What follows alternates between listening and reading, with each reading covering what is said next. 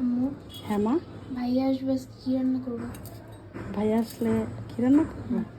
আজকে তুমি রান্না করো। এই যে সজনে কিনে নিয়ে আসছি, সজনে ডাল রান্না করব, আজকে ভাত করবো। আর এই যে দেখো, আমি ভাবছি 3টা দিছে চিংড়ি, এখন দেখি 4টা। এই যে দেখো, এই যে আলিফ ভাইয়ার জন্য নিয়ে আসছি। এই যে আমিও খাবো। আর একটু কাছে থেকে দেখো, বড় কিন্তু না, 3টা আনছে আমার বাপ জানার লেগা। আরে না, ও আমিও খাবো। সরি, একটা বেশি দিচ্ছে, বেশি দেয় নাই, আমি ভাবছি 3টা হয়েছে, এখন দেখি 4টা। এটা একটু ছোটটা দিব তোমাকে। হ্যাঁ, না, ইয়ে, বড়টা খাবো। আলিফ ভাইয়ের সাথে ঝগড়া করতে ভালো লাগে, আলিফ ভাই ভিডিও দেখলে দিব না। না, দাঁড়া, আমি আলিফ এটা কি? আর এটা হচ্ছে ছোট চিংড়ি, এটা হচ্ছে ওই শাক দিয়ে ঝোল খাওয়ার জন্য বা মানে কোনো সবজি দিয়ে রান্না করার জন্য নিয়ে আসছি। সজনে নিয়ে আসছি, আর হচ্ছে পুঁই শাক।